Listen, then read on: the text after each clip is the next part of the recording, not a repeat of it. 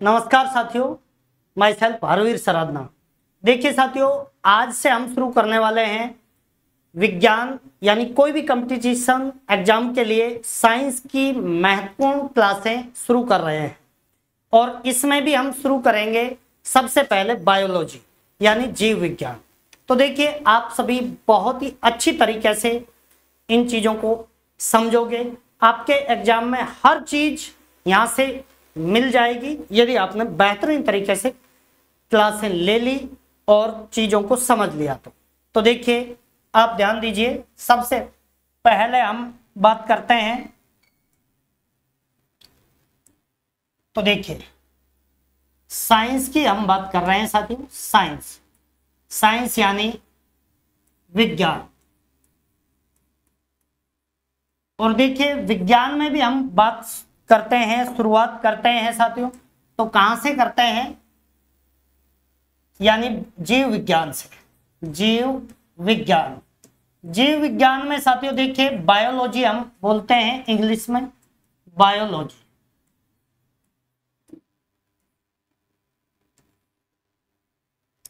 तो देखो, बायोलॉजी की हम यहां पर चर्चा करेंगे। तो सबसे पहले तो जीव विज्ञान कहते किसे हैं? जीव विज्ञान किसे कहते हैं? तो आप सभी को सिंपल तरीके से ध्यान रखना है कि जीवधारियों का अध्ययन विज्ञान की वह शाखा जिसके अंतर्गत जीवधारियों का अध्ययन किया जाता है। अब जीवधारियों में क्या आते हैं साथियों? सभी तो जंतु आते हैं और सभी पेड़ पौधे। तो जीव जंतु और पेड़ पौधे किसके अंतर्गत आते हैं? जीवधारियों के अंतर्गत आते हैं। तो विज्ञान की वह शाखा जिसके अंतर्गत पेड़ पौधे एवं जीव जंतुओं का अध्ययन किया जाता है उसे क्या कहा जाता है? जीव विज्ञान कहा जाता है। तो देखिए, ये हमने बायोलॉजी की बात की है। तो आपको सबसे पहले तो देखिए, इसमें बायो का अर्थ क्या होता है? तो देखिए, बायो का अर्थ होता है जैव या जीव। और देखिए, लॉजोज का अर्थ क्या होता है? यहां पर देखिए, ये बायोलॉजी शब्द है जो बायो और लॉजोज से मिलकर बना है, लॉजोज। तो देखिए, लॉजोज का अर्थ होता है साथियों यहां पर अध्ययन या स्टडी। अध्ययन या स्टडी। तो देखिए, आपको अच्छे से ध्यान रखना है, यानी जीवों का अध्ययन ही क्या कहलाता है? बायोलॉजी कहलाता है। ये बात आप सभी को ध्यान रखना है। अब देखिए, जीव विज्ञान के आपको जनक भी ध्यान रखने। पहले मैं जीव विज्ञान की परिभाषा बता रहा हूं आपको। जीव विज्ञान किसे कहते हैं? तो देखिए, जीव विज्ञान की वह शाखा, विज्ञान की वह शाखा जिसके अंतर्गत हम क्या करते हैं? जीवधारियों का अध्ययन करते हैं। जीवधारियों में साथियों क्या क्या आता है? पेड़ पौधे भी आते हैं और जीव जंतु भी। जीवधारियों का अध्ययन किया जाता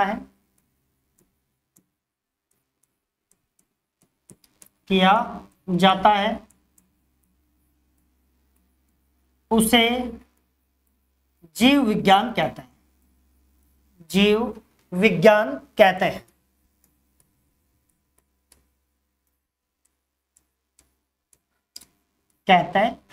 तो देखिए, ये तो सिंपल लैंग्वेज में डेफिनेशन कि भाई विज्ञान की वह शाखा जिसके अंतर्गत जीवधारियों का अध्ययन करते हैं, स्टडी करते हैं, उसे क्या कहा जाता है? जीव विज्ञान कहा जाता है। ये सभी बातें आपको अच्छे से ध्यान रखें, ठीक है साथियों। तो देखिए, आगे हम क्या देखने वाले हैं? बहुत ही बेहतरीन चीजें देखने वाले हैं। जैसे जीव विज्ञान के जनक कौन थे? जीव विज्ञान के जनक। तो देखिए, जीव विज्ञान के जनक की बात करते हैं।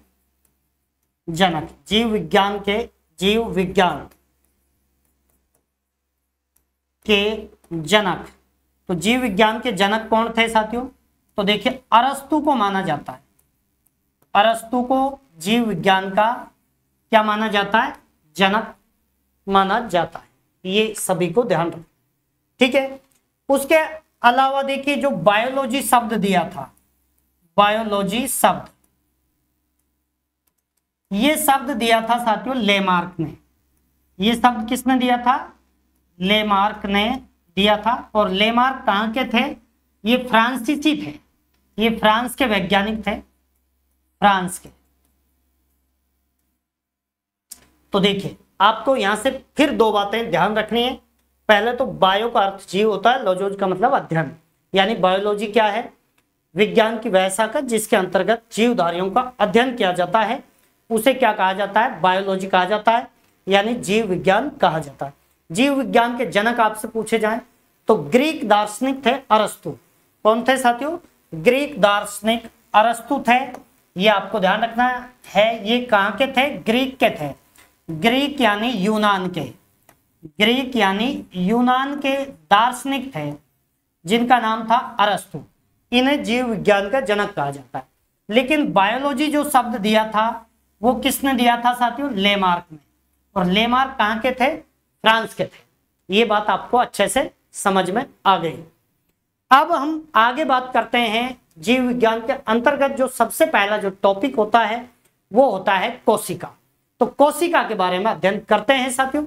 तो आपको ये पूरे की पूरी पीडीएफ ज्यों की त्यों मिल जाएगी, टेंशन लेनी नहीं है, आपको तो मन लगाकर पढ़ना है। तो देखिए इसमें हम देखेंगे साथियों कोशिका। कोशिका, तो देखिए कोशिका क्या है साथियों? कोशिका को हम क्या कहते हैं? साइंस की भाषा में साइटो कहते हैं, अंग्रेजी में सेल कहते हैं। तो देखिए सबसे पहले तो हम बात करेंगे कोशिका किसे किसे कहा जाता है। तो देखिए किसी भी जीव की क्रियात्मक या सबसे छोटी कार्यात्मक इकाई क्या कहलाती है? कोशिका। तो देखिए आपको सबसे पहले तो ध्यान रखना है जीव की सबसे छोटी कार्यात्मक इकाई, छोटी कार्यात्मक इकाई क्या कहलाती है? कोशिका। इकाई कोशिका कहलाती है, कोशिका कहलाती है।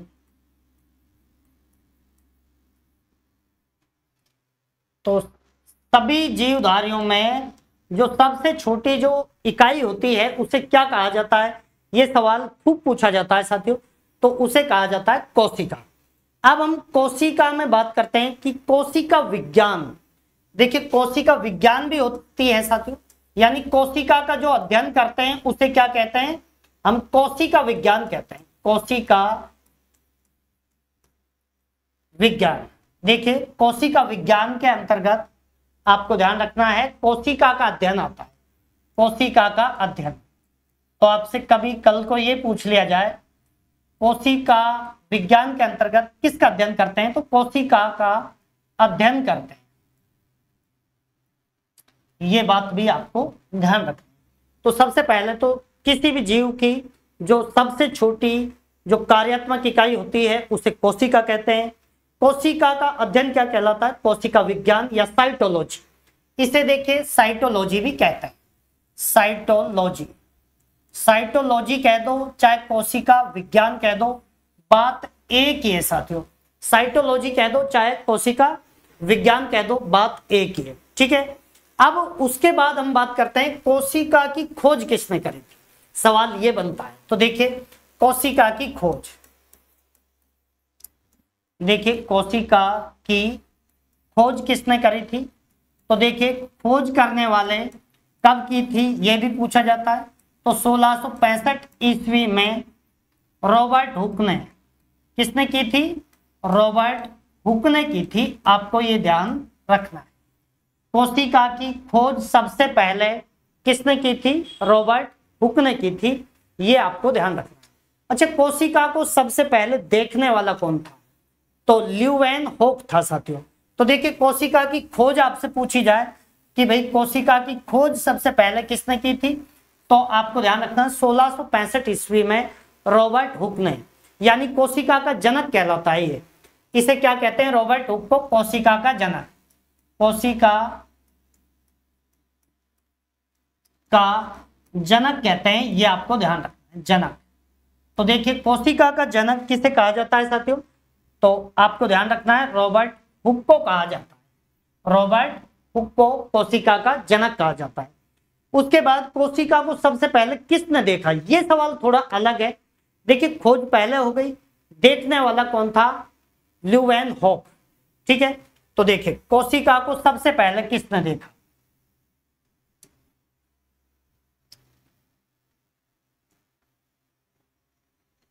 तो देखिए कोशिका को सबसे पहले किसने देखा था साथियों, आपको ध्यान रखना है, ल्यूवेनहॉक ने देखा था, ल्यूवेनहॉक ने देखा था, ये आपको ध्यान। अब देखिए साथियों यहां पर जो कोशिका को सबसे पहले देखने वाला कौन था, ल्यूवेनहॉक था, ये आपको अच्छे से ध्यान रखना है। उसके बाद हम क्या देखने वाले हैं, नेक्स्ट हम देखने वाले हैं कोशिका कितने प्रकार की, तो कोशिका के प्रकार,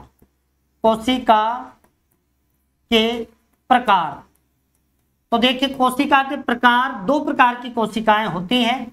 एक तो आपको ध्यान रखना है साथियों प्रोकैरियोटिक कोशिका, कैरियोटिक कोशिका। दूसरा होता है साथियों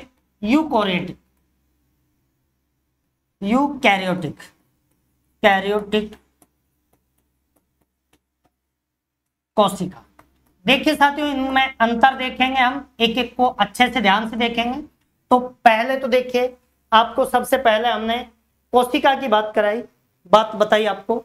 तो देखिए कोशिका क्या है साथियों, तो जीव की सबसे छोटी कार्यात्मक इकाई कोशिका कहलाती है।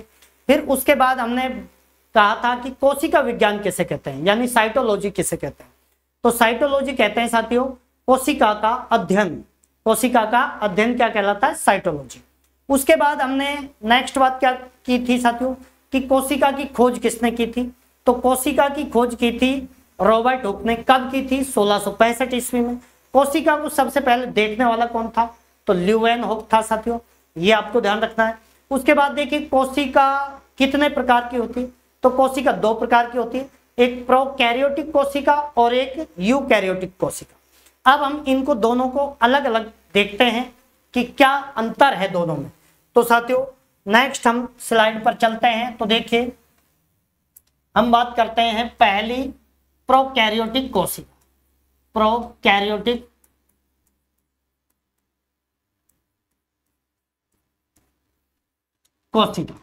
तो देखिए प्रोकैरियोटिक जो कोशिका है इसको आप अच्छे से देखोगे। देखिए जब किसी कोशिका के अंदर या तो केंद्रक पाया नहीं जाता है या केंद्रक पाया जाता है तो वो धुंधला रहता है। ध्यान से सुनिए फिर से, जब किसी कोशिका के अंदर केंद्रक नहीं पाया जाता है या पाया भी जाता है तो वो कैसा होता है, धुंधला रहता है, स्पष्ट नहीं रहता है, तो उसे प्रोकैरियोटिक कोशिका कहते हैं और ऐसे जीवों को प्रोकैरियोटिक जीव कहते हैं। तो देखिए आपको यहां से ध्यान रखना है, जब कोशिका में क्या नहीं पाया जाता साथियों, कोशिका में केंद्रक नहीं पाया जाता, केंद्रक नहीं पाया जाता है,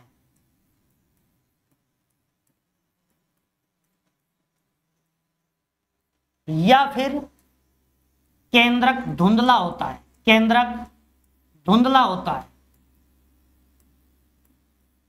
या फिर केंद्रक कैसा होता है, धुंधला होता है, यानी अस्पष्ट होता है या फिर अस्पष्ट होता है।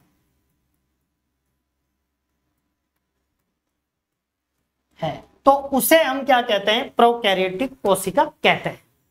उसे क्या कहा जाता है साथियों, प्रोकैरियोटिक कोशिका कहा जाता है। ये साथियों देखिए प्रोकैरियोटिक जो कोशिकाएं होती हैं, ये देखिए जीवाणु है, साइनोबैक्टीरिया है, इनमें ये कोशिकाएं प्रोकैरियोटिक टाइप की पाई जाती है। जैसे जीवाणु हो गया, साइनोबैक्टीरिया हो गया, इनमें कौन से टाइप की पाई जाती है साथियों, प्रोकैरियोटिक टाइप की कोशिकाएं पाई जाती हैं और इन्हें प्रोकैरियोटिक जीव ही कहा जाता है। उसके बाद देखिए यूकैरियोटिक कोशिकाओं पर ध्यान दें। दूसरा हम बात करेंगे यूकैरियोटिक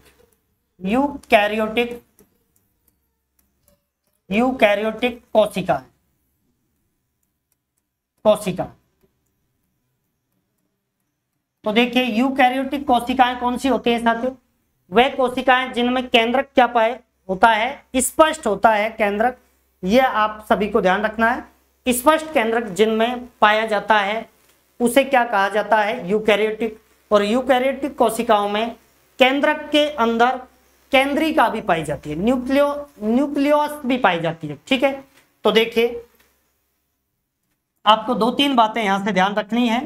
डेफिनेशन इस रूप में लिखने की बजाय आपको ध्यान रखना है, ऐसे लिखें, स्पष्ट केंद्रक पाया जाता है, स्पष्ट केंद्रक पाया जाता है, स्पष्ट केंद्रक पाया जाता है। एक बात तो ये ध्यान रखनी है।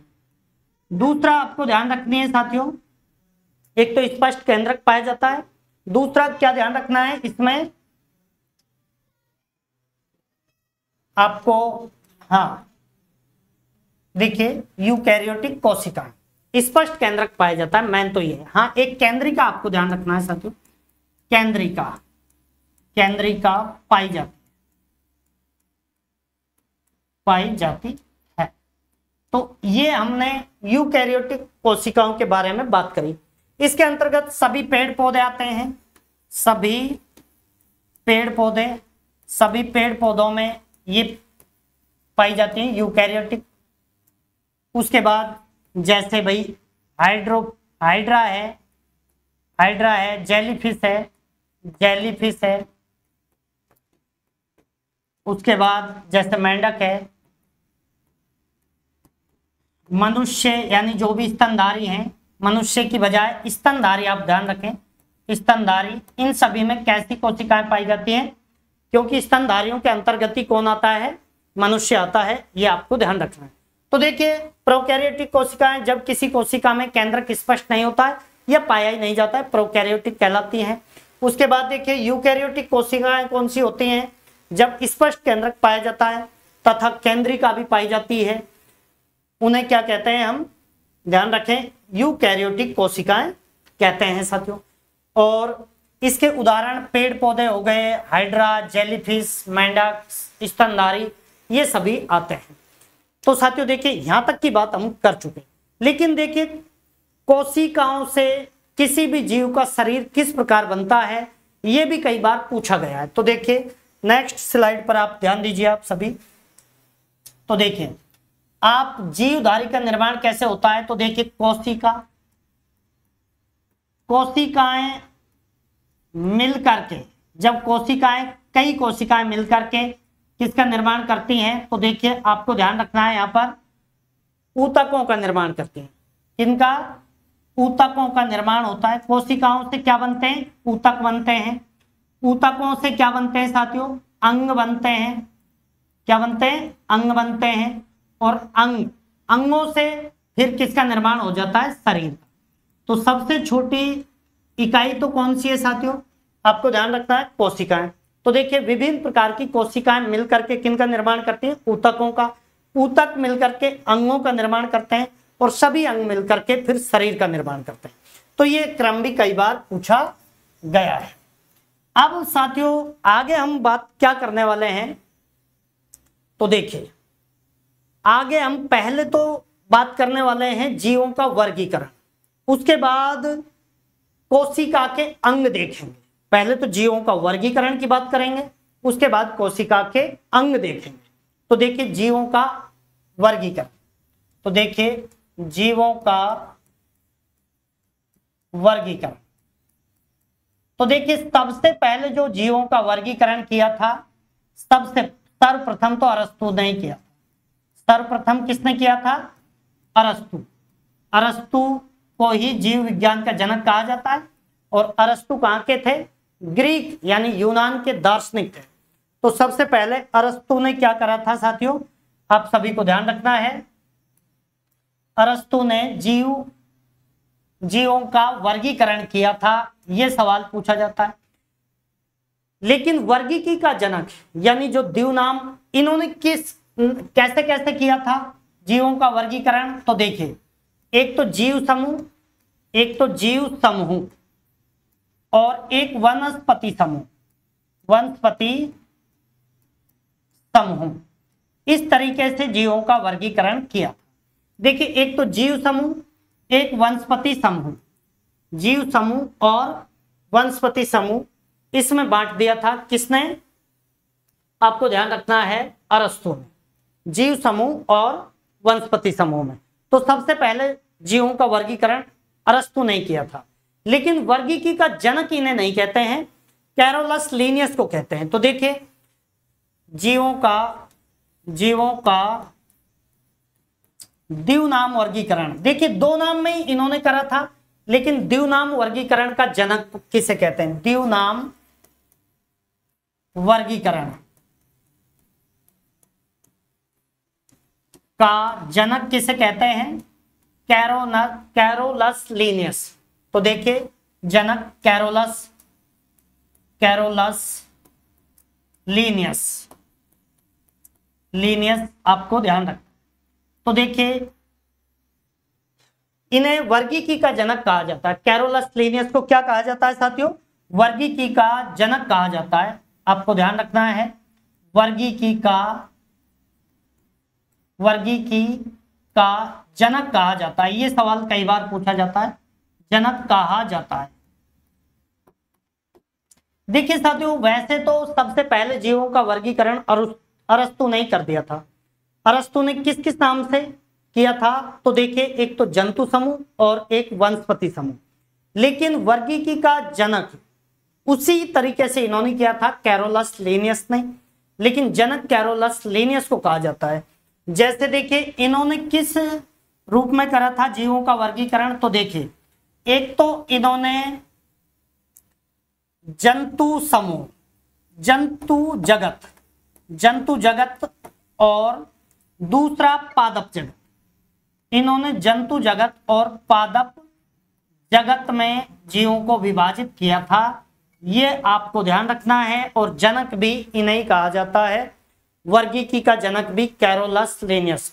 जबकि उन्होंने जीव समूह और वनस्पति समूह के रूप में अरस्तु ने बांटा था, जबकि कैरोलस लीनियस ने जंतु जगत और पादप जगत के रूप में बांट दिया था।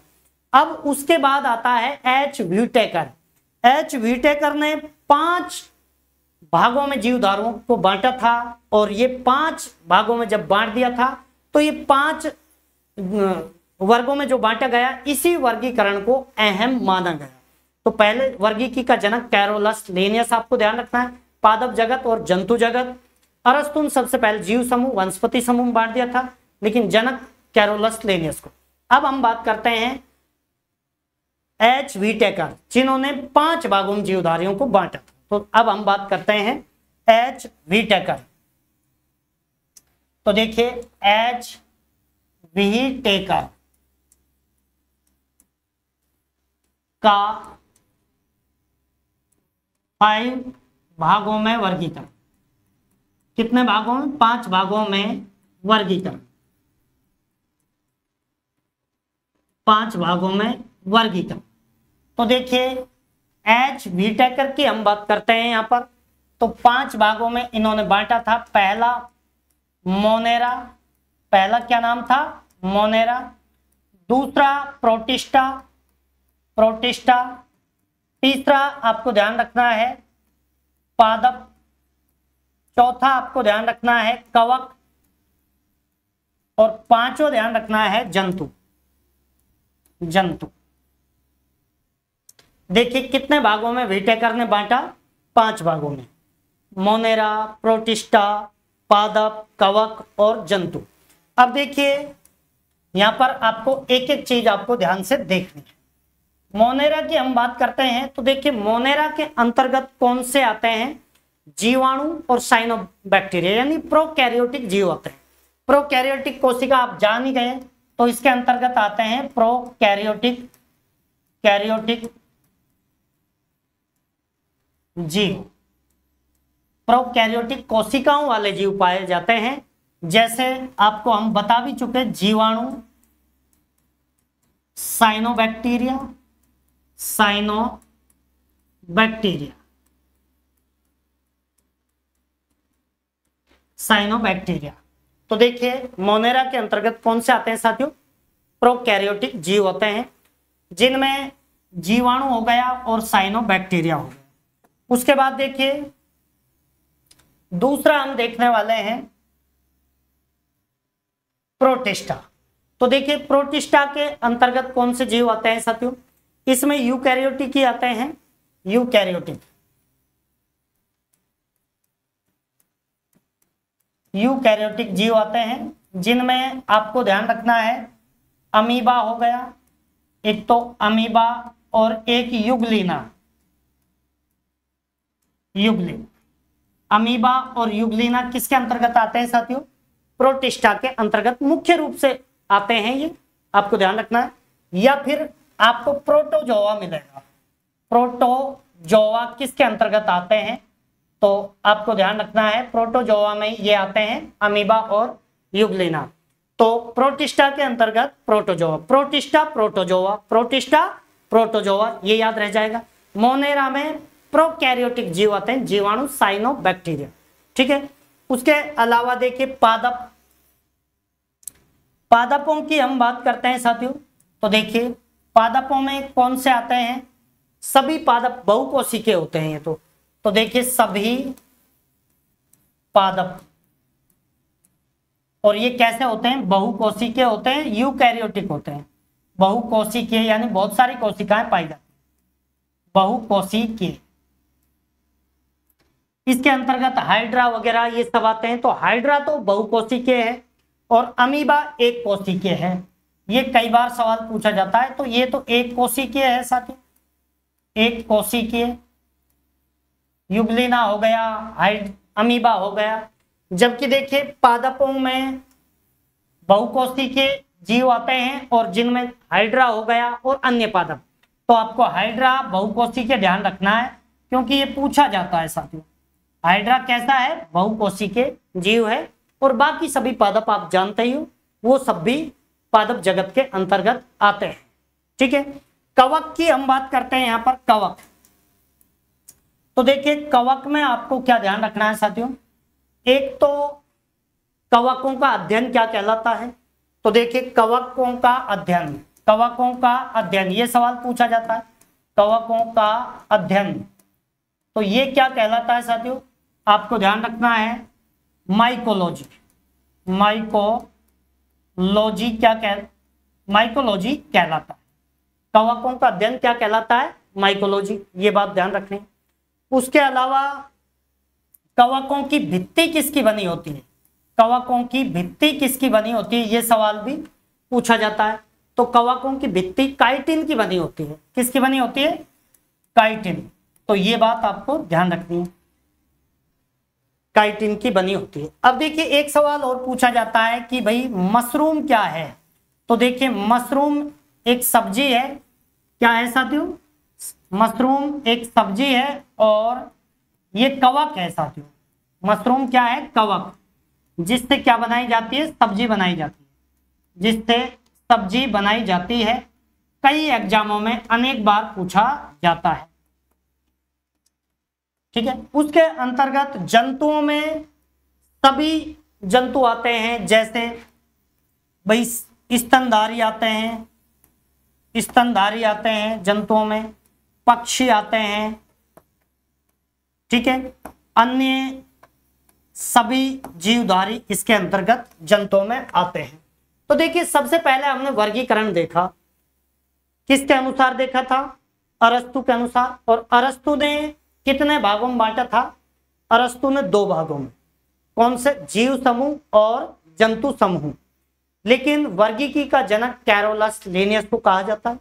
उन्होंने भी 2 भागों में ही बांटा, पादप जगत और जंतु जगत, ठीक है। उसके बाद हमने बात करी व्हिटेकर का 5 भागों में वर्गीकरण। तो आपको व्हिटेकर का नाम भी याद रह गया, काम चल जाएगा। व्हिटेकर ने 5 भागों में किन किन बांटा? तो मोनेरा, प्रोटिस्टा, पादप, कवक और जंतु, ठीक है। इनके बारे में हम थोड़ा थोड़ा बता चुके सभी में। आगे हम डिटेल तो पढ़ेंगे बाद में। तो प्रोकैरियोटिक जीव जैसे जीवाणु, साइनोबैक्टीरिया, ये मोनेरा में आते हैं। प्रोटिस्टा में आते हैं यूकैरियोटिक जीव जैसे प्रोटोजोआ, जिनमें अमीबा, युग्लिना, ये एक कोशी के जीव होते हैं साथियों। कैसे होते हैं? एक कोशी के जीव। उसके बाद पादपों में सभी पादप ये बहुकोशी के होते हैं। इसमें जैसे हाइड्रा, देखिए हाइड्रा अमीबा एक जैसे लगते हैं, इस वजह से हमने बताया हाइड्रा क्या होता है, बहुकोशी के होता है। ठीक है। उसके बाद कवकों की बात करी हमने, तो कवकों में हम बात करते हैं कवकों का अध्ययन क्या कहलाता है, तो माइकोलॉजी कहलाता है। कवकों की जो भित्ति बनी होती है वो किसकी बनी होती है, यानी जो दीवार बनी होती है वो किसकी बनी होती है, तो आपको ध्यान रखना है काइटिन की बनी होती है। और मशरूम क्या है साथियों, मशरूम क्या है, एक कवक है जिससे क्या बनाई जाती है, सब्जी बनाई जाती है। कवकों से कई प्रकार की बीमारियां भी होती हैं जो हम अलग से पढ़ेंगे, कवक पढ़ेंगे, शैवाल पढ़ेंगे, लाइकेन पढ़ेंगे, तब हम उस चीज को देखेंगे साथियों। ठीक है। तो यहां तक की चीजें आप सभी को अच्छे से समझ में आ गई होंगी। उसके बाद हम देखने वाले हैं कोशिका के अंगों की बात करते हैं। कोशिका के अंगों के बारे में आपको आज हम बताएंगे, कल उनका विस्तृत अध्ययन करेंगे। तो देखिए आप नेक्स्ट स्लाइड पर आ जाइए सभी। तो देखिए कोशिकांग, कोशिकांग का जब आप संधि विच्छेद करोगे तो कोशिका के अंग ही बनेंगे साथियों। तो देखिए इसमें क्या क्या होता है, देखिए एक तो कोशिका में जीव द्रव होता है, जीव द्रव्य होता है। ठीक है। जीव द्रव्य की खोज की आपसे पूछी जाए, जीव द्रव्य की खोज किसने करी, तो 1839 ईस्वी में पुरकिंजे ने करी थी साथियों, पुरकिंजे ने। देखिए फिर से ध्यान दें सभी साथी, देखिए कोशिका के अंगों में हम बात करते हैं तो जीव द्रव्य कोशिका के अंदर भरा रहता है, इसलिए जीव द्रव्य को हमने देखा सबसे पहले। और जीव द्रव्य की खोज 1839 ईस्वी में किसने की थी, पुरकिंजे ने की थी, ये आपको ध्यान रखना है। उसके बाद देखिए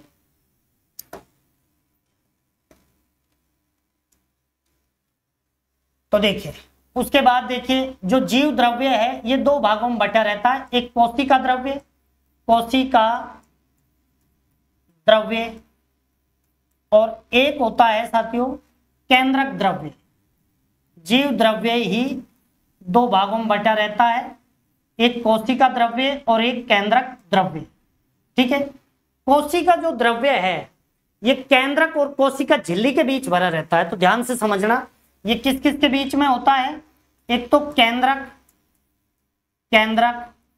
एवं कोशिका झिल्ली के बीच, कोशिका झिल्ली के बीच होता है। आपको ये बात ध्यान रखनी, झिल्ली के बीच भरा रहता है। तो देखिए आपको ध्यान रखना है कोशिका द्रव्य, किसकी बात ध्यान रखनी है आपको साथियों, कोशिका द्रव्य की। और कोशिका द्रव्य क्या है आप समझिए। देखिए जीव द्रव्य को दो भागों में बांटा जाता है। अच्छा, जीव द्रव्य की खोज किसने की, पुरकिंजे की। कब की थी, 1839 ईस्वी। उसके बाद देखिए हमने बात करी कोशिका द्रव्य की। कोशिका द्रव्य की बात करते हैं तो ये केंद्रक, जैसे देखिए ये कोई भी जीव की कोशिका है। अब देखिए ये क्या है, केंद्रक है, ये क्या है साथियों, केंद्रक। और ये है कोशिका झिल्ली, ये क्या है, कोशिका झिल्ली, कोशिका झिल्ली। तो देखिए कोशिका झिल्ली और केंद्रक के मध्य यहां पर जो द्रव्य भरा रहता है तो ये जीव द्रव्य ही, पर इसे क्या कह देते हैं, कोशिका द्रव्य।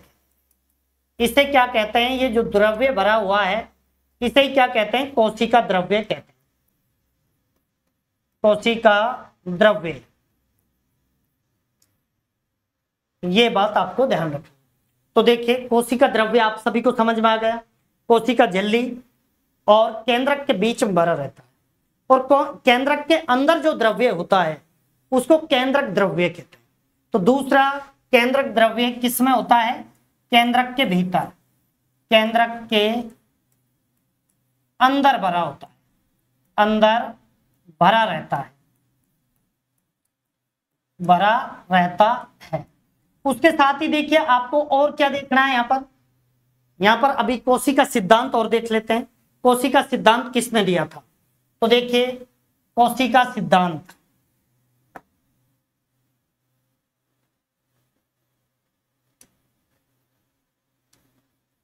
कोशिका सिद्धांत तो देखिए कोशिका सिद्धांत भी किन्होंने दिया था साथियों? आपको ध्यान रखना है कब दिया गया। ये 1838-39 में दिया गया था। 1838-39 ये आपको ध्यान रखना है। किसने दिया था? तो देखिए स्लाइडेन एवं स्वान ने, मैथियस स्लाइडेन और थियोडर स्वान ने। देखिए शॉर्ट में तो लिख देते हैं स्लाइडेन एवं स्वान ने दिया था। कब दिया था साथियों? तो आपको ध्यान रखना है ये कब दिया गया। ये दिया गया 1838-39। देखिए ध्यान से समझना है आपको। एक तो स्लाइडेन और स्वान, इसका पूरा नाम था स्लाइडेन का मैथियस स्लाइडेन। देखिए पूरा नाम क्या था इसका? मैथियस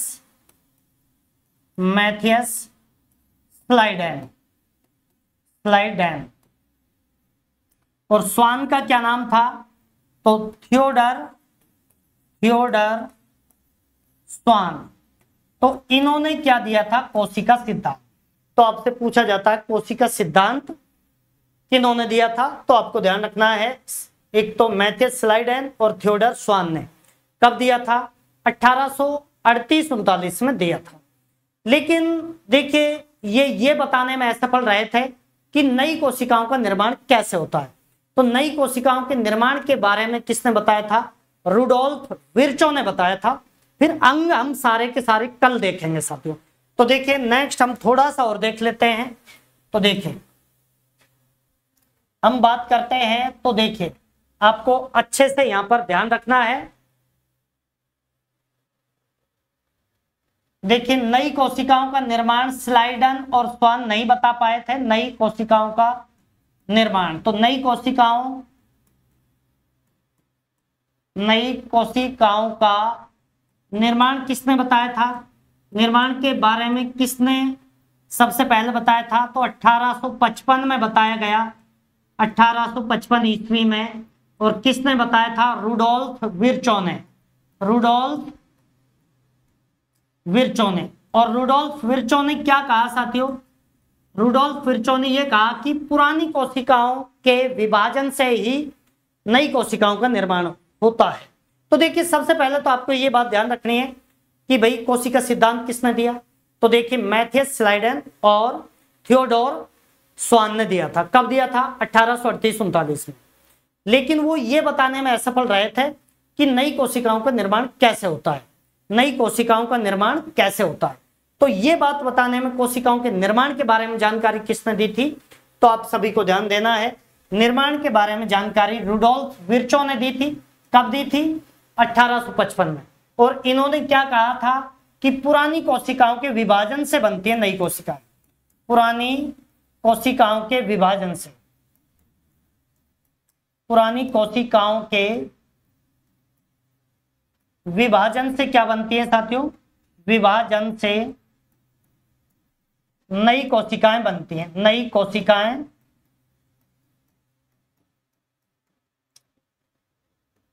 बनती हैं, ये आप सभी को ध्यान रखना है साथियों। तो देखिए आज हमने बहुत सारी बातें करी। कोशिका के बारे में लगभग पूरी बातें हमने यहाँ पर कर ली हैं और जीवों का वर्गीकरण भी हमने यहाँ पर देखा था। अब कोशिका के अंग हम देखने वाले हैं। कोशिका के जो प्रमुख अंग हैं वो हम देखेंगे। ये बात आप सभी को ध्यान रखना है। तो साथियों देखिए इसी तरीके से बेहतरीन और जबरदस्त आपको वीडियो मिलती रहेंगी। सभी वीडियोज में एक नंबर की क्वालिटी रहेगी। क्वालिटी का मतलब यहाँ पर यह है कि एग्जाम में आपको सीधे क्वेश्चन मिलेंगे।